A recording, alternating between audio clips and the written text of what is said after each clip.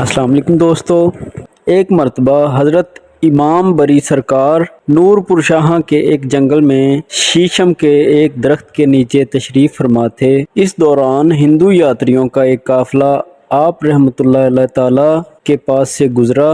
آپ نے ان سے دریافت فرمایا کہ تم لوگ کہاں جا رہے ہو؟ ان ہندو یاتریوں کے سردار نے جواب دیا کہ ہم گنگا اشنان کے لیے جا رہے ہیں، وہاں پر اشنان کرنے سے ہمارے گناہ مٹ جائیں گے اور ہم پاک صاف ہو جائیں گے۔ آپ نے فرمایا کہ نہانے سے گناہ صاف نہیں ہوتے، اگر انسان پانی میں نہانے سے پاک ہو جائے تو اللہ تعالیٰ کی عبادت کی ضرورت کیوں محسوس کرے؟ اللہ تعالیٰ کی عبادت اور نیکی کے کام کرنے سے ہی گناہ صاف ہو سکتے ہیں۔ حسن عبادت سے ہی گناہوں سے چھٹکارا مل سکتا ہے اور انسان گناہوں سے پاک ہو سکتا ہے۔ حضرت بری امام آپ کی باتیں سن کر ہندو یاتریوں نے آپ رحمت اللہ سے دریافت کیا کہ اگر مخفی خدا کی عبادت سے انسان خدا کے قریب ہو سکتا تو پھر آپ کئی برسوں سے اس درخت کے نیچے عبادت کیوں کر رہے ہیں؟ خدا نے آپ پر تو رحم نہیں کیا، ورنہ اس درخت کو ہرا بھرا کر کے آپ کے سر پر چھاؤں کا بندوبست ضرور کرتا۔